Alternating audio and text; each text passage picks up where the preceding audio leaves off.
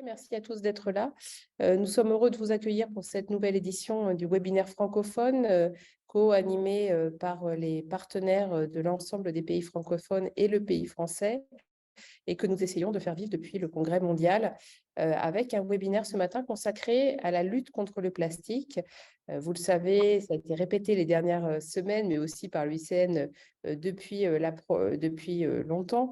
Le plastique est une des grandes menaces pour notre environnement, pour les écosystèmes, en particulier les écosystèmes marins.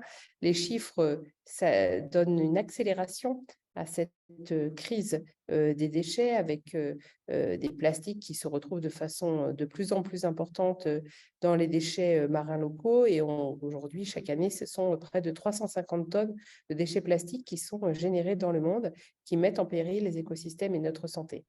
Face à ce constat, les pays se sont réunis. Il y a eu des réunions préparatoires, des réunions internationales, dont la nouvelle étape vient de se dérouler à Paris, où un certain nombre d'entre vous étaient présents à titre de négociateurs, d'accompagnateurs de cette réunion intergouvernementale de négociation pour obtenir un projet de texte sur la réduction de la pollution plastique à l'échelle mondiale.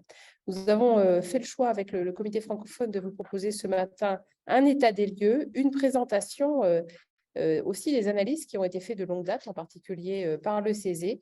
Et puis, nous vous proposons évidemment de commencer par écouter ces intervenants, mais surtout de savoir que faire demain après cette première phase de négociation et que faire en tant qu'acteur de l'UICN. Je vous propose de laisser la place à Sébastien qui va animer cette réunion, et je vais essayer pour ma part de connecter le Sénégal pour permettre à notre ami Mamadou Diallo, président du comité du Sénégal et co-président du comité francophone, de nous rejoindre. Sébastien, je te laisse la parole. Merci Maud et bonjour à tous. Donc, nous avons, comme l'a dit Maud, plusieurs intervenants et sans tarder, on va accueillir Sabine Roux de Bézieux qui préside la Fondation de la mer et qui a été l'une des autrices du travail, des auteurs du travail du CESE, donc du Conseil économique, social et environnemental, qui a rendu un rapport sur les enjeux, options et positions de négociation pour le traité international sur la pollution par les plastiques. Donc, Sabine, la parole est à vous. Oui, bonjour à tous. Merci beaucoup Maud, Sébastien, merci tout l'IUCN francophone de me laisser la possibilité de présenter ce travail du CESE. Alors, je ne sais pas si quelqu'un présente passe les slides ou si je les passe moi-même. Je vais le faire. Normalement, c'est nous, mais je regarde la technique à côté. Je peux le faire. L'animateur a désactivé le partage d'écran par les participants, donc je ne peux pas partager mes slides. Si quelqu'un peut les envoyer, Daniela peut-être. Alors, attendez, on essaie de résoudre le problème. Sinon, vous pouvez me donner la main. On est toujours trahi par la technique. Pas technique. Bon, je vais commencer. La première page que vous allez voir, ah oui, je suis co-animateur, donc je vais pouvoir vous la mettre. Voici, hop. Est-ce que c'est bon? C'est parfait. Il faut que j'arrive à le mettre en version. Je veux bien. Est-ce que c'est parfait? Toujours parfait. Tout à fait. Donc, cette photo, c'était une installation qui a été installée à Nairobi, au Kenya, en mars 2022, quand le Programme des Nations Unies de l'Environnement, UNEP, s'était rassemblé pour discuter de ce projet de traité international contre le plastique. Et c'est très évocateur, je trouve, de l'enjeu auquel nous devons faire face, qui est de stopper ce robinet de déchets plastiques qui envahit notre environnement. Alors, je ne peux pas passer à la page suivante. Donc, voilà. Donc le CESE, qui est donc la troisième chambre de notre République, après l'Assemblée nationale et le Sénat. Le CESE rassemble la société civile organisée, les syndicats de salariés, les entreprises, les associations dans le social et les associations environnementales, dont la Fondation de la mer. Et donc, le CESE s'est intéressé à ce sujet dès 2022. Et nous avons commencé à travailler sur un avis à l'automne pour apporter la contribution de la société civile. Donc, cet avis était rapporté par 2 personnes, la vice-présidente de Surfrider, je sais que quelqu'un prend la parole après moi tout à l'heure, et moi-même au titre de la Fondation de la mer. Alors, le travail qu'on a fait, c'est un travail comme on fait au CESE, de construction d'un consensus qui s'est appuyé sur un constat et une analyse qui a dû d'abord être partagée. Et cette première analyse a rappelé que la résolution adoptée par l'UNEP en mars 2022 est la conséquence de toute une série de règlements et d'actions qui ont été menées au niveau national et international. Donc, en France, on connaît tous des travaux qui sont menés pour lutter contre la pollution plastique, et je pense en particulier à la loi AGEC sur l'économie circulaire de 2017. Dans l'Union européenne, toute une série de directives, par exemple celle sur les emballages, mais aussi celle sur la directive 4 sur le milieu marin. Donc, à la fois du côté environnement et du côté, disons, économique pour lutter contre cette pollution plastique. Dans d'autres pays également, des lois qui ont été passées, je pense au Maroc et au Rwanda, qui ont banni les sacs plastiques à usage unique. Et puis, au sein de la communauté internationale, le sujet est devenu très prégnant par la pollution marine. Donc, un certain nombre de conventions internationales qui se sont intéressées à ce sujet-là. Je pense à MARPOL, par exemple, qui vise à supprimer les déchets plastiques qui viennent de la mer. Donc, c'est de la pollution mer-mer. Or, on sait très bien que 80% de la pollution qu'on retrouve dans l'océan est tellurique, vient de la terre, et que c'est là qu'il faut s'en occuper. Le monde des entreprises s'est aussi mobilisé avec la Business Coalition, lancée il y a quelques années, par l'initiative de la Fondation Ellen MacArthur. Donc, voilà, un mouvement assez général qui, il faut le souligner, vient de la société civile, ce qui n'est pas toujours le cas dans ce genre de grandes négociations internationales, mais c'est la société civile, des grandes associations, des grandes fondations qui avons porté ce projet de traité.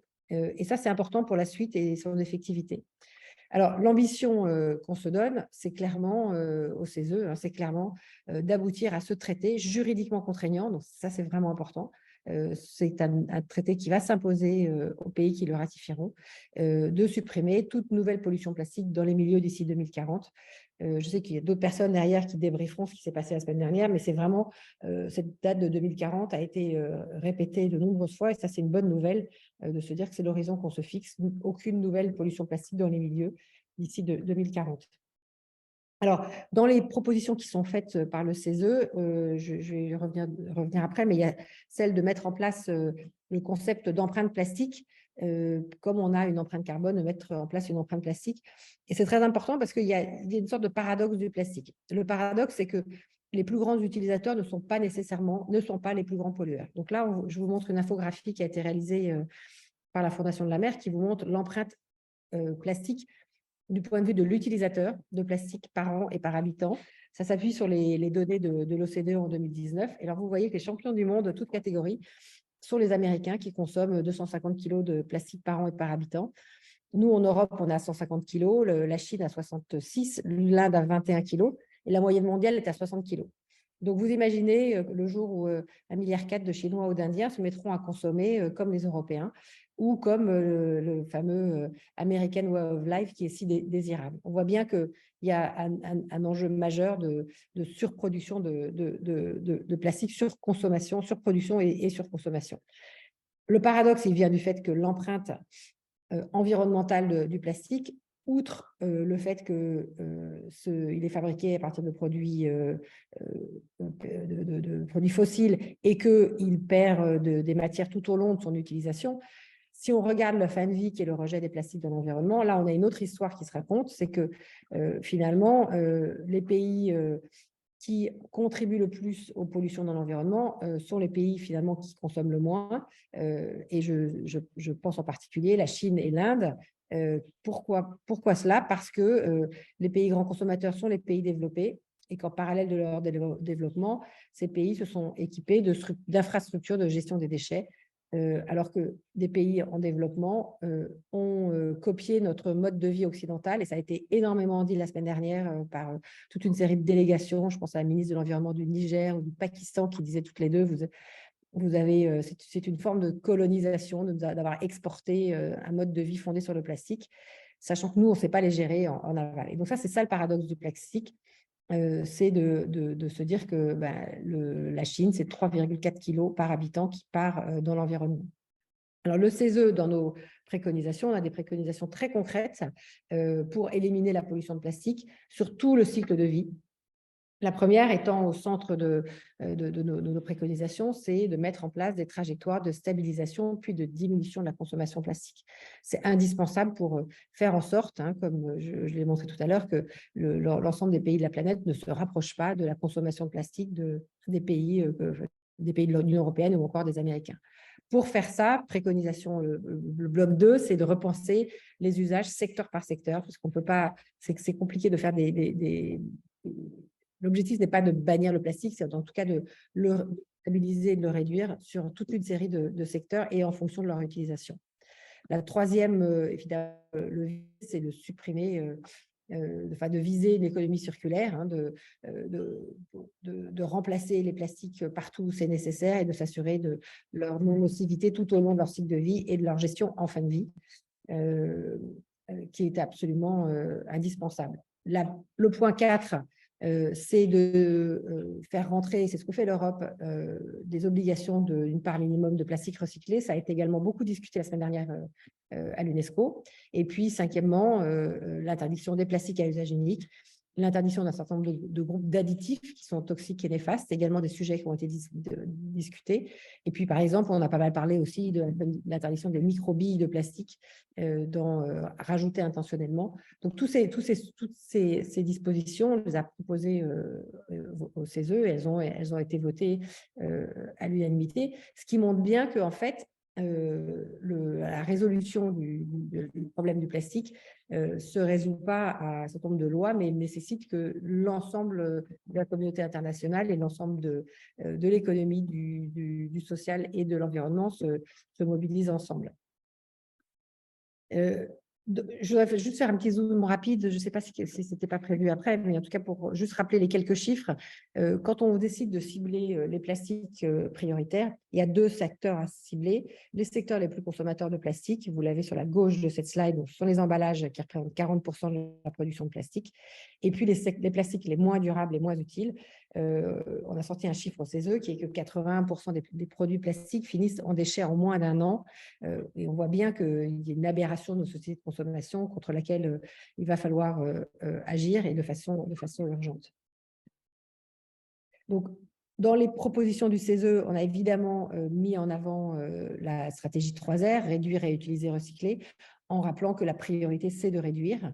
Et c'est quelque chose sur lequel on a obtenu un consensus au CESE. Et encore une fois, c'est vraiment important parce qu'on a des entreprises, des syndicats de salariés, et le plastique, c'est beaucoup de salariés. Donc, eux-mêmes, dans tous les secteurs, ont compris l'importance pour l'avenir de l'humanité de s'attaquer à ce sujet à la source. Et puis, nous recommandons le principe du pollueur-payeur que nous avons mis en place en France avec la responsabilité élargie du producteur. Le président de Citeo était très présent la semaine dernière et a eu énormément de rencontres avec un certain nombre de pays très intéressés par ce système, dont on connaît les limites parce qu'il ne s'applique pas à tous les plastiques, mais qui a quand même montré sur un certain nombre de plastiques son utilité. Un point important dans le travail qu'on a fait au CESE, c'était de se dire, c'est bien joli de mettre des interdictions ou des règles, mais tout traité, pour qu'il soit effectif, il y a un certain nombre de dispositifs qui sont indispensables. Le premier, c'est de travailler sur la forme juridique du traité. Est-ce qu'on veut une convention spécifique type Convention de Montréal? Je vous rappelle, c'était celle pour lutter contre le trou de la couche d'ozone, ou alors une convention cadre comme celle qu'on a eue sur le climat. Bon, les discussions la semaine dernière ont été assez fortes sur le sujet. Il y a beaucoup de pays qui ne veulent pas d'une convention spécifique, qui veulent une convention cadre, en renvoyant au pays la charge de mettre en place des obligations. C'est clairement pas ce qu'on souhaite au CESE et à la Fondation de la mer, et on continuera à pousser en ce sens-là. Deuxième levier, c'est le soutien des pays en développement, pour ce que je vous ai dit tout à l'heure sur le paradoxe du plastique. Vous connaissez le chiffre que 90% de la pollution plastique en mer vient de 10 fleuves, dont 8 sont en Asie et 2 en Afrique. Donc, on voit bien l'enjeu. Donc, nous, on demande de l'aide publique au développement, un fonds ad hoc de soutien. Troisième élément de succès, c'est de mettre la science au cœur du traité. Pourquoi? Parce qu'en prenant encore un parallèle avec ce qui s'est fait pour le climat, on voit bien que le rôle du GIEC pour créer un consensus au niveau mondial fondé sur la science. Il faut la même chose sur le plastique. Je crois qu'il y a un consensus sur le sujet, c'est ce que j'ai entendu la semaine dernière, des définitions. Qu'est-ce que c'est qu'un plastique recyclé? Est-ce qu'un plastique biodégradable, ça existe? Qu'est-ce qu'est un plastique biosourcé? Qu'est-ce que va être du plastique, comment on va dire qu'il y a du plastique recyclé à l'intérieur d'un produit, comment on va calculer ça, etc., etc. Donc, de la science, des protocoles, des définitions partagées. Et puis, dernier levier, évidemment, qui nous semble majeur, c'est de mobiliser, de s'appuyer sur le civil avec un forum des parties prenantes, avec du travail sur l'éducation, la sensibilisation de tous. Si ce traité voit le jour, c'est grâce à l'appui de la société civile. Nous, on était observateurs la semaine dernière, on a pris la parole en tant que Fondation de la mer à plusieurs reprises et c'est vraiment important que la société civile, et merci encore à l'UNICEF pour son séminaire de ce matin, parce qu'on doit s'en préoccuper. En France, dans tous les pays francophones, on a une voix à porter et c'est vraiment important. Alors, nous, à la Fondation, on a un programme qui s'appelle Un geste pour la mer, qui est une plateforme collaborative qui rassemble pas loin de 300 associations en France et dans les pays francophones. Ça mobilise des dizaines de milliers de citoyens. C'est exactement ce qu'il faut faire en complément de contraintes juridiques. Alors, pour conclure, et ça fera l'introduction à la personne qui va me suivre, la semaine dernière, donc ça c'était la journée de samedi avec les ministres pré-rentrée, donc 1700 participants, 700 délégués qui représentaient 170 États membres, on était 900 observateurs d'ONG et de fondations. Et le DG de l'UNEP a fait une phrase de conclusion qui est tout à fait en ligne avec ce qu'on souhaite et qu'on a porté dans notre avis du CESE. Donc, on peut espérer être entendu. Et puis, je n'ai pas résisté à vous poster cette phrase de Victor Hugo qui a également été citée la semaine dernière. C'est une triste chose de songer que la nature parle et que le genre humain n'écoute pas.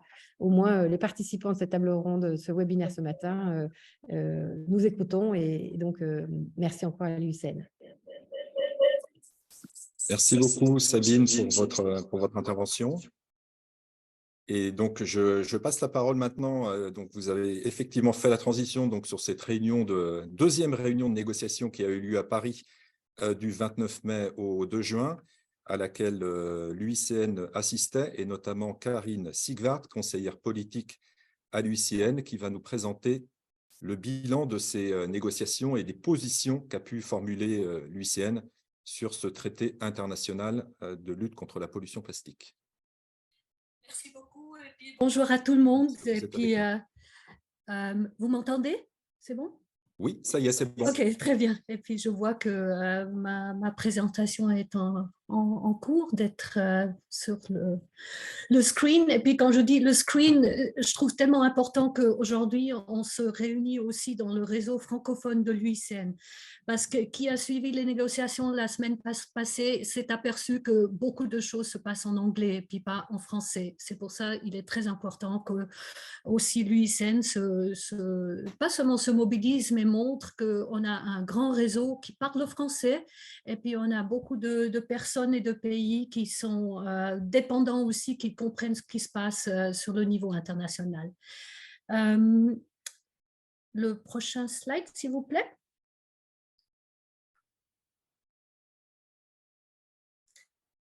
Alors, peut-être d'où est-ce qu'on part? Le mandat, il est assez clair avec l'Assemblée des Nations Unies pour le programme de l'environnement, que vous voyez tout à droite, la résolution donne un mandat assez clair. D'un côté, il faut couvrir tout le cycle de vie des plastiques, comme on l'a entendu avant par Madame Sabine Roux de Bézieux.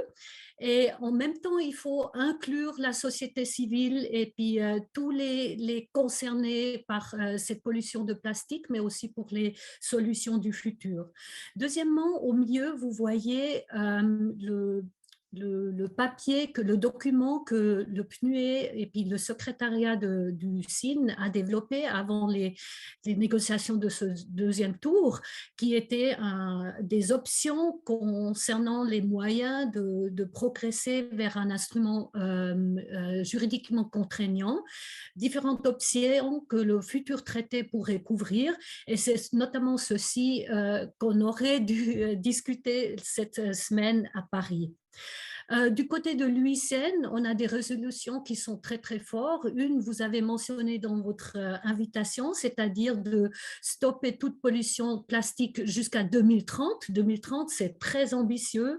Et puis en même temps, d'interdire des produits, de produits plastiques à usage unique jusqu'à 2025. Alors ça, c'est juste, c'est après-demain.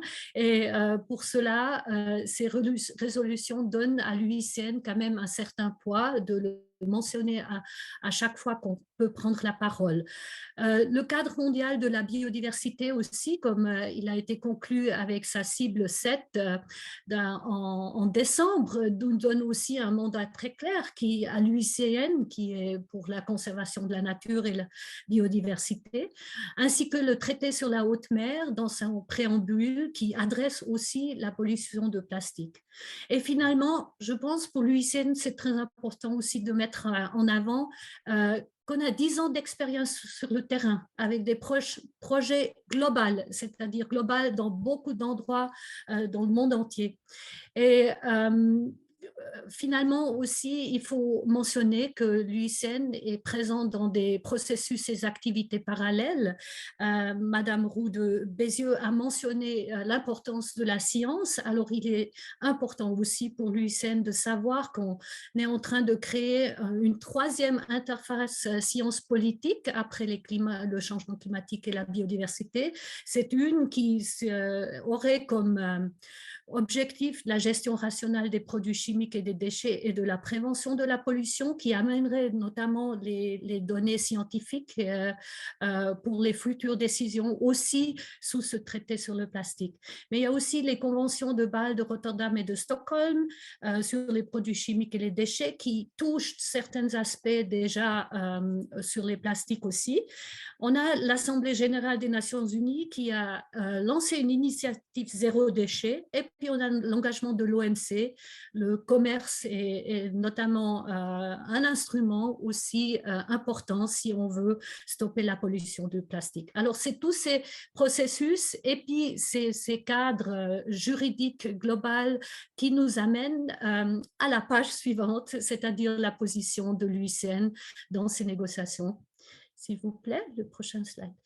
Alors, c'est un peu petit, mais je voudrais juste mentionner qu'on a quand même élaboré un document de position de l'UICN pour les négociations, notamment pour la première, mais ça vaut pour les négociations futures aussi, que vous trouverez sur la page web, c'est tout en bas à droite.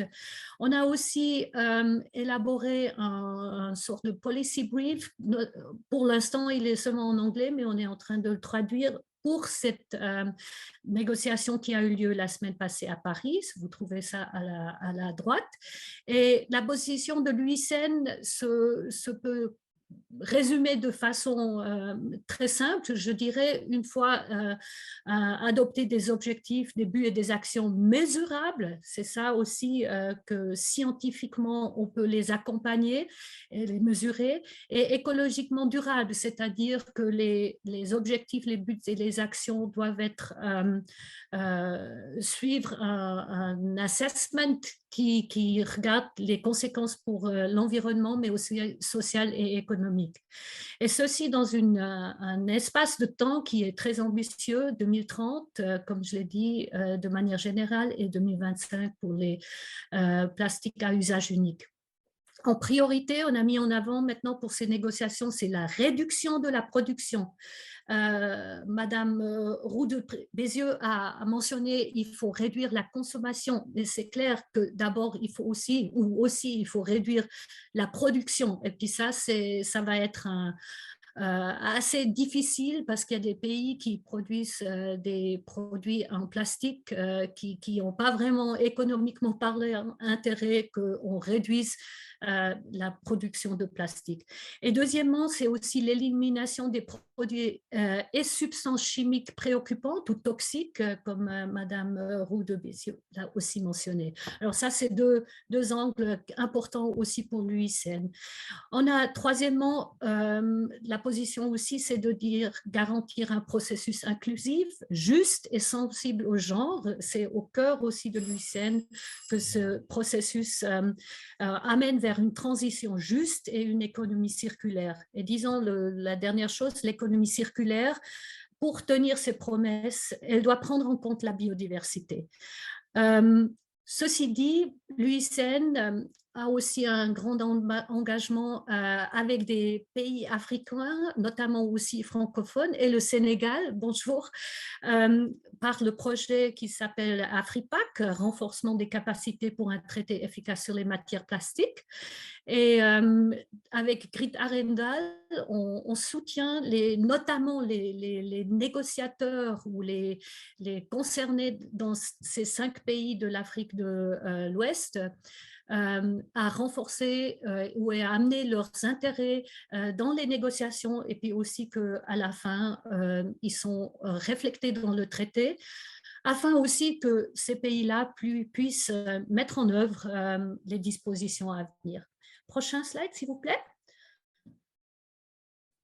Alors, la présence de l'UICN, nous étions 5 personnes, vous les voyez sur votre droite, et on soutient le processus, notamment avec nos connaissances scientifiques et l'expertise juridique. Alexandra Harrington de la Commission du droit de l'environnement.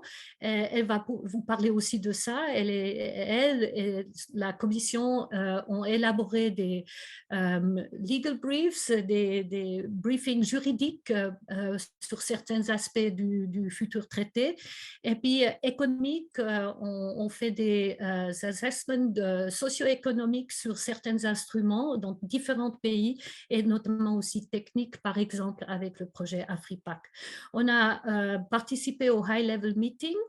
C'est là où j'avais aussi rencontré le député Philippe Bolo et puis la sénatrice Angèle Préville de la France.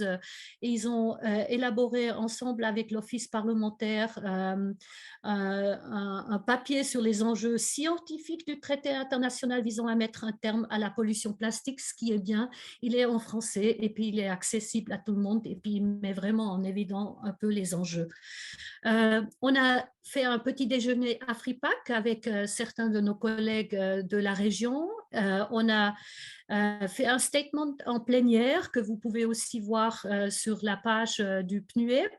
On a coordonné un side event qui concerne notamment les petites îles et les défis qu'ils rencontrent. Et puis, on a contribué aux discussions dans les groupes de contact qu'il y avait sur place. Là aussi, les groupes de contact, ils étaient que en anglais. Et c'est ça peut-être pour l'UICN. J'aimerais le prochain slide, s'il vous plaît, la conclusion.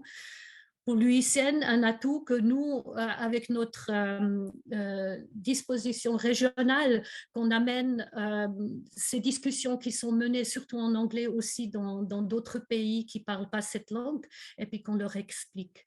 Alors, la conclusion de ces négociations, c'est très bien. Le secrétariat et le chair, ils ont le mandat pour élaborer un zero draft et moi aussi, j'ai pris le Victor Hugo comme le chair l'a cité et je voulais juste ajouter à cela.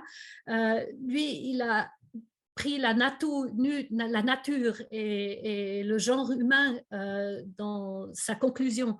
Mais franchement dit, si on suivait les négociations pendant la semaine, on entendait plus économie, moins nature. Et puis, je pense que c'est là où l'UICN devra mettre en avant ses connaissances et puis ses conclusions scientifiques, parce que si on regarde le joli gâteau que je vous ai mis en bas, la biosphère, c'est quand même le plus important où la société et l'économie en dépendent. Et c'est pour ça, pour le futur, c'est vraiment la nature, la conservation de la nature et les peuples qui y vivent et les régions qui en dépendent qu'il faut mettre en avant. Et voilà, j'aurais conclu avec la dernière slide pour vous montrer qui s'occupe des headquarters et puis des régions pour l'instant, et de vous amener à connecter sous l'adresse email que vous voyez en bas pour obtenir les informations en cours. Merci beaucoup. Merci beaucoup, Karine. Alors, comme vous l'avez dit, avant de retrouver une des autres négociatrices sur place qui était à Paris pour cette session de négociation, Alexandra Harrington, un petit détour par le Cameroun. Vous avez dit effectivement que le réseau de l'UICN a plus de 10 ans d'expérience sur cette problématique de la pollution plastique, dont sur le terrain, et ça va nous être illustré par Roger Ngoufo, qui est le président du comité camerounais de l'UICN et aussi directeur de l'ONG Cameroun Environmental Watch. Roger, la parole est à vous. Merci beaucoup, Sébastien. Je m'excuse de ne pas avoir fait un PowerPoint. Bon, mais je vais communiquer ainsi.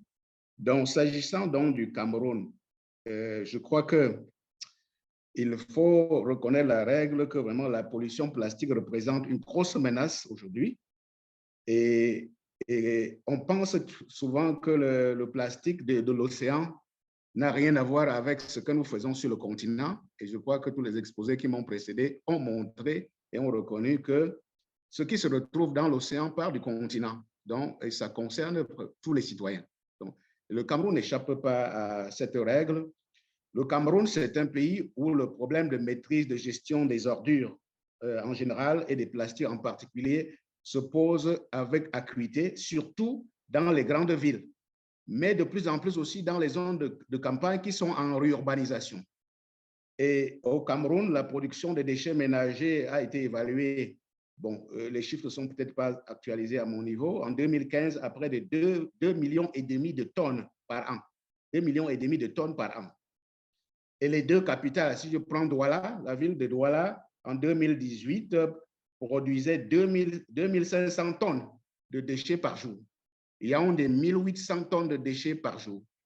Et pendant ce temps, la société d'assainissement ne collecte à Yaoundé sur les 1800 à peu près 1000. Donc à peu près 1000. Et évidemment, dans ces déchets-là, il y a beaucoup de plastique puisque la politique de tri n'est pas encore au point. Donc, et maintenant, du fait de l'abandon des déchets généralement à ciel ouvert au point de collecte, les villes vont se caractériser essentiellement par généralisation des dépotoirs sauvages, bloquant parfois les voies de circulation, des charges à ciel ouvert alimentées à longueur de journée par des populations qui vident leurs poubelles, parfois même le sol, l'entassement des ordures dans les cours d'eau proches, l'encombrement des rigoles et des caniveaux, ou par des déchets qui sont déversés par des riverains. Et c'est évidemment ces déchets-là qui sont encombrés dans les drains naturels empêchent l'écoulement normal des eaux et provoquent des inondations. Et pour synthétiser quelques clichés dont je viens de dire, les déchets plastiques non biodégradables ainsi que d'autres déchets sont déversés sans discernement, obstruant les cours d'eau et sont responsables vraiment de la plupart des inondations qu'on vit dans la ville de Yaoundé comme dans la ville de Douala, parce qu'on voit souvent un spectacle désolant de vallées remplies de bouteilles plastiques, remplies complètement de bouteilles plastiques. Ça, c'est un spectacle qui est désormais très, très courant dans nos villes.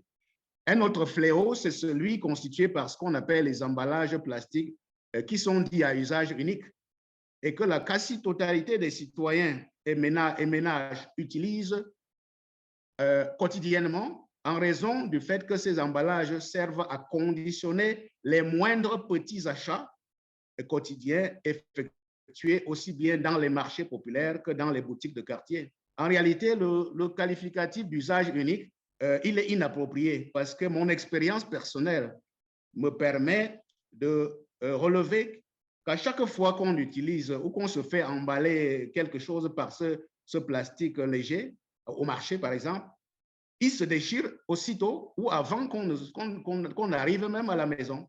Donc, une fois utilisé, il faut juste quelques secondes ou quelques minutes pour que ça se retrouve dans la nature. Donc, pour moi, je l'appelle plastique à usage zéro. Ce n'est même pas usage unique. On n'utilise même pas. Donc, autre chose, les populations continuent d'emballer des aliments chauds dans des plastiques. Couscous, haricots, beignets. Vous voyez, le plastique a aussi provoqué la mort du bétail, notamment dans la partie nord du Cameroun, qui est un domaine savanicole soudano-sahélien où les animaux paissent librement et qui mangent souvent des plastiques au cours des périodes qui sont des périodes les plus difficiles où il n'y a plus de pâturage. Bon, maintenant, les efforts gouvernementaux face à ça. Je retiens une phrase du ministre de l'Environnement, de la Protection de la Nature et du Développement durable qui disait « Les Camerounais ont droit à un environnement sain ». Et il le disait en parlant vraiment des plastiques, qui était déjà un gros problème. Et il faut dire qu'il y a une stratégie de gestion des déchets et en ce qui concerne les emballages plastiques, la stratégie vise à interdire, à retirer la circulation au moins 30% des déchets plastiques, à valoriser au moins 40%, à détruire 30%. Mais la stratégie tient compte aussi du principe pollueur-payeur, à savoir que l'idéal, enfin, on souhaite que chaque producteur de plastique puisse récupérer et recycler 80% des emballages. Donc, et on peut aussi dire que les emballages non autorisés sont interdits au Cameroun depuis 2014. Il s'agit des emballages plastiques de moins de 61 microns, non recyclables et présentant des dangers pour l'homme et l'environnement. Donc, la fabrication, la possession, la vente et la distribution des sacs plastiques non autorisés, c'est interdit au Cameroun. Et au Cameroun, justement, en 2014, lorsque le ministre a lancé une campagne importante, on a saisi 431 tonnes. En 2014, 431 tonnes ont été saisies, c'est-à-dire le total cumulé en 2014. Et d'après les textes, les contrevenants risquent des peines d'emprisonnement et même d'amende. Cependant, il faut dire, malgré cette interdiction, malgré les peines, les emballages illicites continuent de circuler. Pourquoi ça continue? Il y a un certain nombre de facteurs. Bon, déjà, aujourd'hui, on peut voir que les plastiques interdits côtoient les plastiques qui sont autorisés, recyclables. Les recyclables sont souvent retrouvés dans les grandes surfaces, c'est-à-dire les grands magasins, où ils sont vendus aux usagers. Bon, ce que ceux-ci perçoivent comme étant quelque chose d'anormal, conçoivent très mal qu'ils puissent payer des choses dans le magasin et qu'on leur demande d'acheter l'emballage. Donc, et aussi, donc, enfin, pour aussi renforcer l'exemple, les boulangeries, par exemple, les supermarchés demandent de payer les plastiques. Quelques pharmacies et puis les pressings, ceux qui lavent les habits, parfois donnent des emballages gratuits. Mais aussi, il y a la contrebande entre les pays qui déversent des quantités de plastique sur le territoire national. Il y a des commerçants des pays voisins qui font entrer clandestinement des plastiques interdits. Parfois, ils les dissimulent dans des cargaisons légales ou font traverser la frontière en utilisant des sentiers pédestres. Et ça, ces trucs importés frauduleusement créent aussi la concurrence déloyale avec les filières de plasturgie qui existent au pays. Bon, et donc, d'où la plainte aussi des entrepreneurs de ce secteur. Alors, maintenant, pour aller au-delà, donc, qu'est-ce qu'il faudrait faire? Je crois qu'il y a la nécessité de faire un équilibre entre la protection, évidemment, des investissements et la protection de l'environnement et de la santé humaine. Et pour cela, je pense qu'il faut accompagner l'industrie de plasturgie à concilier disons, ces enjeux-là.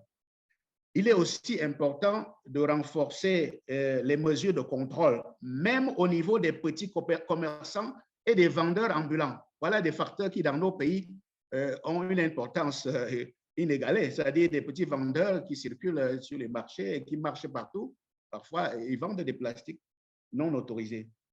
Il faut une collaboration entre les ministères en charge du commerce, des finances et puis avec les douanes, et donner aussi des pouvoirs aux élus locaux, aux conseils régionaux et aux communes locales pour lutter contre ces fléaux. On a relevé aussi, je crois tout à l'heure dans les exposés qui m'ont précédé, la nécessité de passer par les ONG et les médias pour renforcer la sensibilisation. Ensuite, il faut augmenter la production d'alternatives peu coûteuses et polyvalentes pour pouvoir lutter contre ces pratiques illicites. Encourager et soutenir fortement les initiatives émergentes de tri, de collecte, de réutilisation, de valorisation et de recyclage qui restent embryonnaires face à l'ampleur du phénomène, mais qui ont le mérite de s'inscrire déjà dans l'économie circulaire tant rêvée. Et nous disons souvent en Afrique, sous forme de proverbe, qu'avant de fermer certaines portes, il faut s'assurer que d'autres sont ouvertes. On a vu que les périodes de contrôle intense et de répression ont parfois donné lieu à des changements de trajectoire peu contrôlés et préjudiciables à l'environnement. C'est-à-dire, on a vu des gens utiliser abondamment un certain nombre d'emballages à base de végétaux, de produits forestiers non ligneux et exerçant une pression qu'on ne pouvait plus contrôler. Par exemple, les feuilles de marantacées qui sont très prisées par les primates, mais qui sont aussi utilisées pour les emballages des nourritures. Donc il faut suivre.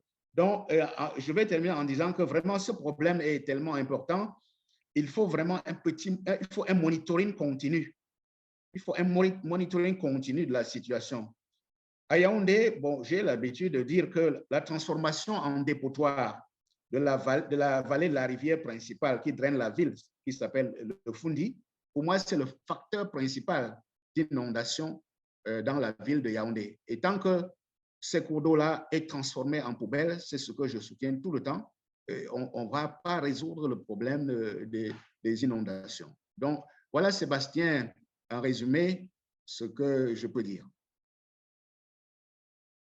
Merci beaucoup, Roger, pour cet éclairage très intéressant de la situation concrète et réelle au Cameroun, et en rappelant aussi qu'effectivement, si l'accent est beaucoup mis sur les milieux marins, qu'il reste des vrais problèmes de pollution dans les cours d'eau et les milieux terrestres des différents pays. Alors, nous allons avoir un autre exemple d'une initiative menée au niveau local avec l'exemple du projet NORAD, qui nous est présenté par Alexandra Harrington, qui est la présidente du groupe de travail de la Commission mondiale du droit de l'environnement de l'UICN sur la pollution plastique et qui faisait partie aussi de l'équipe internationale de l'UICN présente à Paris pour la négociation de ce traité international. Merci beaucoup, Alexandra, d'être parmi nous et je vous laisse la parole. Merci beaucoup, Sébastien, et merci à tous. C'est un plaisir de vous rejoindre aujourd'hui et de faire une courte présentation sur le projet AFRIPAC. Et Karine a dit quelque chose d'AFRIPAC, alors il y a les autres, mais c'est très court, je pense, très court. La dernière, s'il vous plaît. Merci.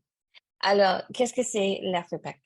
L'AFRIPAC est le produit d'une collaboration très intéressante avec l'IUCN et Grid Arendelle, qui est une organisation scientifique basée en Norvège. Et c'est un programme qui est financé par la subvention du NORAD. Il est structuré d'une manière à exister parallèlement au processus de négociation de traite dernière, s'il vous plaît. Merci. Et quel est le portée d'AFRIPAC? Elle travaille avec les acteurs gouvernementaux alors aussi la société civile et les principales parties. Prenez donc 5 pays de l'Afrique de l'Ouest, Cap-Vert, Guinée-Bissau, São Tomé et Principe, Sénégal et Sierra Leone. L'objectif est de réunir des experts en droit, en négociation de la traite, en politique et aussi en sciences avec ces pays. Et lorsque nous avons conçu le projet, notre objectif est de créer un groupe multilingue du pays. Alors, pas francophone, pas anglophone, mais tout, et aussi en portugais. Et jusqu'à un moment, nous avons organisé 2 sessions en personne pour l'AFPEC, en Sierra Leone et au Cap-Vert, et nous tiendrons la prochaine au Sénégal. J'espère. Dernière, s'il vous plaît. Les activités, il y a beaucoup, mais les activités menées les suivantes. Mise à disposition des documents d'information et d'autres documents en anglais, français et portugais. Et c'est si important ça, en toutes les langues, pas seulement en anglais ou pas seulement en français. Organiser plusieurs ateliers avec les pays avant et après chaque INC afin de répondre à leurs questions et de renforcer leur capacité en vue de leur participation aux négociations. C'est assez très important. Comprendre les besoins de chaque pays, la région, oui, mais aussi chaque pays pour les négociations et les aspects importants pour les pays de traite au cours du processus INC. Dernière, s'il vous plaît. Merci. Assister les délègues lors de réunions de l'INC et répondre aux questions juridiques, politiques et scientifiques à les INC. Créer une cohésion entre les pays de l'Afrique de l'Ouest qui souvent ne travaillent pas ensemble et de donner à ces pays les moyens de défendre avec force leur position nationale sur le traite et de faire partie du groupe africain dans les négociations et dans les INC. Et la dernière slide, merci. Et on espère les résultats escomptés de l'Afrique. Il y a beaucoup, mais il y a 3 principes. Donner aux 5 pays les moyens de participer activement et fort aux négociations du traite et d'y contribuer à les négociations. Fournir des réseaux pour renforcer la coopération et la collaboration régionale courte et à la long terme et faciliter le partage des connaissances et l'échange de bonnes pratiques entre les 5 pays afin d'assurer la mise en œuvre du traite. Je dis, c'est très court et s'il y a des questions, s'il vous plaît, merci. Merci beaucoup. Merci beaucoup, Alexandra, pour ce projet qui montre bien aussi effectivement le besoin d'accompagnement des pays, qui est un des enjeux qui a été mis en avant lors des négociations, notamment les pays du Sud, pour les accompagner dans la mise en place de ce traité. Et comme l'a dit Roger, par exemple, tout à l'heure, la faiblesse des systèmes de collecte ou de recyclage dans certains pays qui actuellement ne permettront pas de réaliser pleinement les objectifs du traité. Alors, comment justement continuer à travailler ensemble, faire converger l'action de tous les acteurs pour atteindre les objectifs de ce traité? Donc, un éclairage va nous être donné par Diane Bonhomet-Joannet, qui est responsable du plaidoyer déchets aquatiques à Surfrider Foundation Europe. Diane, merci d'être parmi nous et la parole est à vous. Bonjour à toutes et à tous, merci. Je vais plus généralement effectivement parler du rôle des acteurs de la société civile dans, je veux dire, à la fois la réalisation de ce traité et sa mise en œuvre. Donc, ça commence évidemment par la convergence des objectifs, ce qui est un échelon très important et très compliqué à la fois, puisque dans l'ensemble des acteurs de la société civile, on peut avoir d'un côté les ONG, les travailleurs, les acteurs sociaux, mais également les entreprises. Et donc, tout le monde n'a pas la même vision de ce que pourraient être les objectifs de ce traité. Mais tout le monde devrait avoir la capacité, en tout cas, d'y être représenté. Donc, la représentativité des acteurs de la société civile via la capacité d'être observateur aux négociations, c'est très important. Leur donner une voix à chaque fin de session de négociation, c'est très important aussi. Et leur donner accès aussi aux négociations. Donc, on a eu quelques particularités à l'UNESCO, vu que la taille du lieu était plus petite, et le fait que certaines personnes n'ont pas pu avoir accès aux négociations. Donc, il y a eu un déséquilibre entre la représentation des ONG, des acteurs sociaux et des entreprises dans l'instance des négociations. Donc, je dirais que la première chose, c'est garantir la représentativité des acteurs. Ensuite, c'est garantir un dialogue ouvert avec les États membres.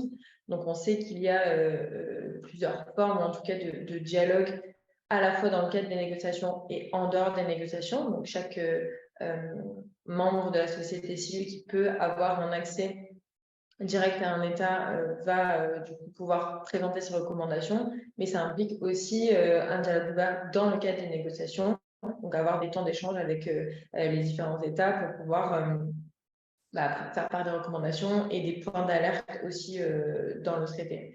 Donc, côté ONG, on a notamment la capacité, on s'est réunis au sein d'une coalition internationale qui s'appelle Break Free from Plastic, qui réunit des ONG de partout dans le monde avec des groupes régionaux.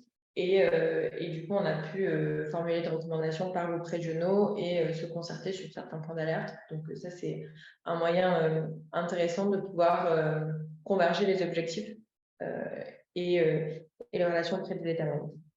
Je dirais un autre point important sur la représentativité et la prise en compte des acteurs de la société civile, c'est que ce sont ces acteurs-là qui vont mettre en œuvre le traité derrière.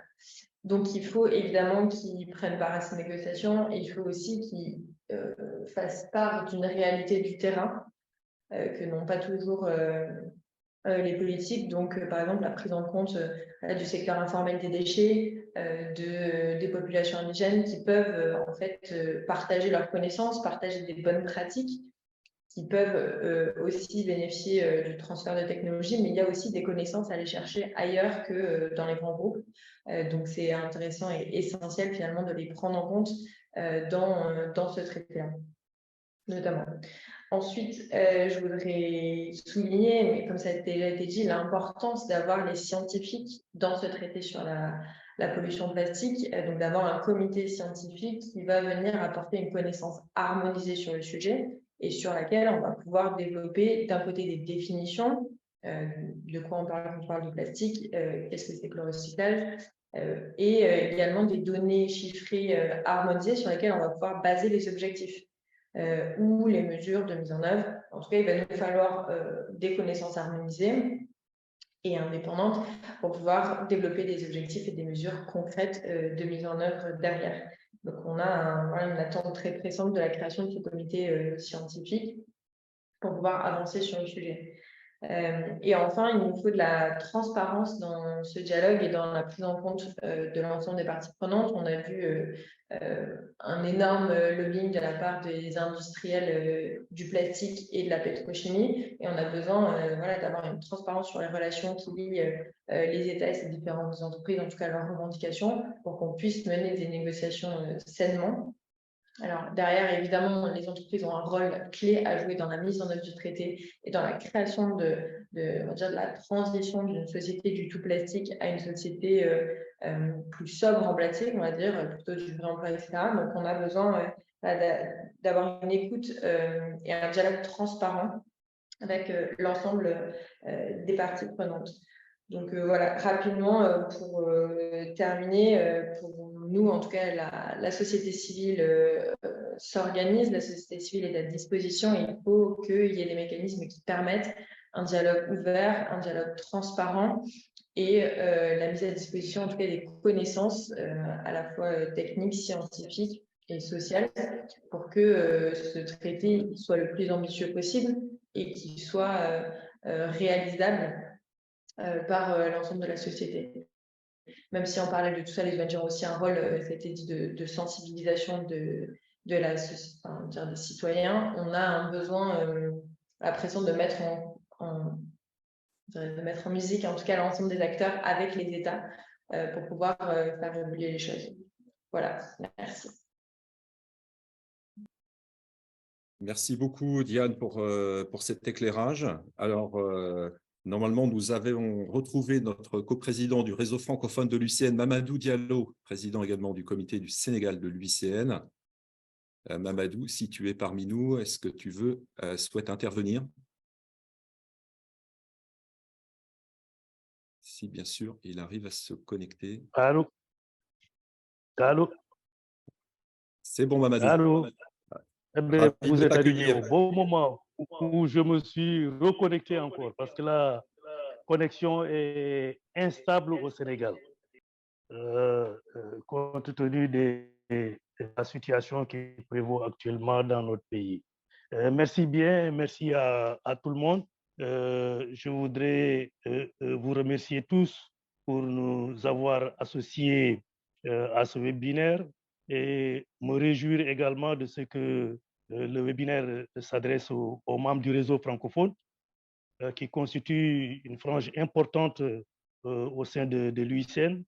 Le réseau doit être de plus en plus actif et nous félicitons en tout cas les initiateurs et nous devons être de plus en plus déterminés à contribuer à toutes les initiatives qui se font aujourd'hui dans le cadre de la préservation de notre environnement.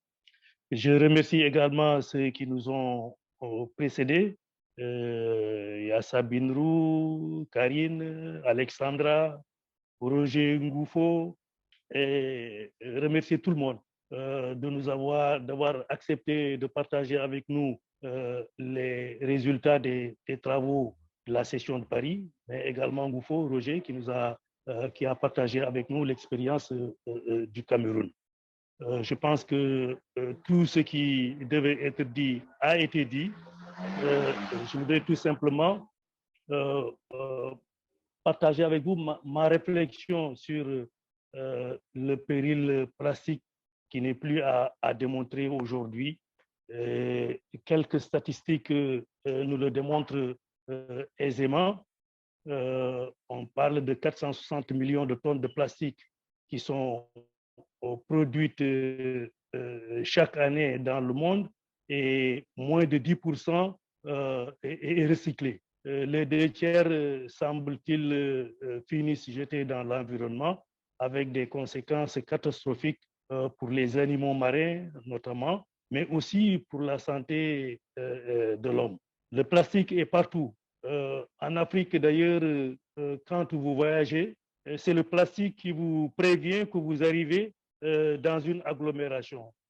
C'est le signal fort pour ralentir et vous préparer à entrer dans une agglomération parce que partout à travers la brousse, à gauche comme à droite de la chaussée, vous voyez le plastique étalé à perte de vue. Donc, le plastique a défiguré les cadres de vie des villes et des campagnes. Et sa production sous toutes les formes ne cesse de croître. L'ampleur des dégâts causés par le plastique à travers le monde appelle aujourd'hui une action mondiale pour lutter efficacement contre ce phénomène. Il est temps d'arrêter son envahissement pendant qu'il est encore temps. Ceux qui m'ont précédé l'ont rappelé, c'est la raison pour laquelle les chefs d'État, les ministres de l'Environnement et d'autres représentants de 175 nations ont approuvé le 22 mars 2022 à Nairobi, lors de l'Assemblée des Nations Unies pour l'environnement, une résolution historique visant à mettre fin à la pollution plastique et à élaborer un accord international juridiquement contraignant d'ici 2024. C'est une première et je pense que nous devons tous féliciter les initiateurs et nous réjouir en tout cas de ce que le processus est déjà lancé. La première session de négociation sur le traité international s'est tenue du 28 novembre au 22 décembre 2022 en Uruguay. L'objectif est toujours de mettre en place un accord multilatéral sur le plastique. Durant l'ensemble du cycle de vie des plastiques sur terre, sur mer et partout. Cela fait suite donc, comme tout le monde l'a rappelé, à la résolution précitée. La seconde session s'est tenue en France et nous avons eu les échos qui nous viennent de cette réunion et je pense qu'il faut s'en réjouir également. Les experts ont bien travaillé et le calendrier indique également par ailleurs que la troisième session aura lieu en novembre 2023 à Nairobi. Un état des lieux des négociations sera ensuite réalisé lors de la 6e session de l'Assemblée des Nations Unies pour l'environnement en février 2024. Une nouvelle session de négociation est aussi prévue dans l'agenda en avril 2024 au Canada, puis une ultime étape et toujours en 2024. Tout ceci pour justifier la pertinence, en tout cas, de ce présent webinaire qui devait nous permettre d'échanger sur la problématique, d'être au même niveau d'information sur l'évolution du processus, mais également de contribuer à verser notre contribution, en tout cas, dans le panier des négociations. Donc, j'estime, pour ma part, qu'il faut réduire la production du plastique et conséquemment sa consommation. Il faut éliminer le plastique à usage unique et encourager le plastique à usage multiple et durable, ainsi que le recyclage. Il faut un traité international contraignant sur la production, la commercialisation et l'utilisation durable des plastiques. C'est à ça que nous appelons toute la communauté internationale si nous voulons lutter efficacement contre la pollution plastique à travers le monde. Voilà, Sébastien, ce que je voulais partager avec vous comme préoccupation et j'espère que de ce webinaire, vraiment, il y aura des conclusions pertinentes que nous allons verser dans le panier des négociations. Merci à vous tous, à Maud, à tout le monde, aux experts qui ont contribué à la réflexion à Paris et qui vont continuer également dans les différentes sessions qui sont prévues dans le programme. Merci. Merci beaucoup, Mamadou, pour ton intervention. Donc, effectivement, tu as rappelé l'indispensable négociation pour ce traité plastique. Donc, les 2 premières phases de négociation, la première en Uruguay et la seconde à Paris. Tu as présenté le calendrier qui nous attend. Donc, la prochaine session de négociation en novembre 2023 au Kenya, puis en 2024, 2 autres au Canada, en Corée du Sud, pour espérer donc arriver à l'adoption de ce traité d'ici la fin 2024. Peut-être juste en guise de conclusion, puisqu'on avait pris un peu de retard sur les interventions, on a vu que cette semaine de négociation à Paris montrait des négociations parfois un peu difficiles, des tiraillements, notamment concernant le processus de prise de décision entre le consensus ou la majorité des maires. On a vu que certains pays insistent, comme tu viens de le faire, Mamadou, sur que la priorité est à la réduction de la production du plastique et avant celle du recyclage. On a vu aussi des discussions, des débats entre les objectifs contraignants. Donc, juste un petit mot de chacun de nos intervenants sur un peu l'état d'esprit de cette fin de négociation, même si le résultat est au rendez-vous, cet engagement d'avoir la première version, le premier draft du texte pour la négociation au Kenya, mais peut-être Karine, Sabine, Alexandra ou Diane qui étaient là lors des négociations à Paris, peut-être juste en 3 phrases, un peu votre état d'esprit sur l'état de ces négociations au sortir de cette réunion de Paris. Sabine? Moi, je dirais soulagement et combativité. Soulagement parce qu'on a craint le pire jusqu'à mercredi où les discussions s'enlisaient sur des questions de droit, de savoir comment on allait voter.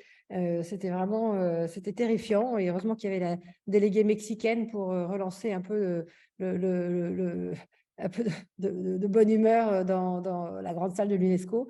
Et puis combativité, parce que même si on est arrivé à un projet de ce draft 0, il y a beaucoup de points qui sont encore en suspens. Il y a beaucoup de pays qui ont montré leur opposition à ce traité. Et donc, il va falloir rien lâcher dans la période entre les 2 sessions et puis par la suite. Merci beaucoup, Sabine.